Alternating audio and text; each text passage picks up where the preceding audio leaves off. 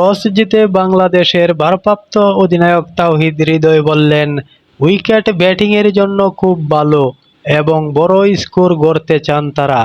আদতে দেখা গেল উইকেট কিছুটা চ্যালেঞ্জিং এবং সেই চ্যালেঞ্জের মুখ থুবড়ে পড়ল বাংলাদেশের ব্যাটিং। রান তাড়াই অস্ট্রেলিয়ার জয়টা খুব দাপটে হয়নি, তবে লক্ষ্য বড় ছিল না বলে খুব বিপাকেও পড়তে হয়নি তাদের। প্রথম টি-20তে বাংলাদেশকে 4 উইকেটে হারিয়ে 3 ম্যাচ সিরিজে এগিয়ে গেল অস্ট্রেলিয়া। চট্টগ্রামের বীরশ্রেষ্ঠ ফ্লাইট মতিউর রহমান ক্রিকেট স্টেডিয়ামে উইকেট বরাবরই ব্যাটিং সহায়ক হলেও এই ম্যাচের চিত্র ছিল একটু ভিন্ন। উইকেট ছিল শুকনো, বাউন্স ছিল খানিকটা অসম, টান ও গিপ মিলেছিল কিছু।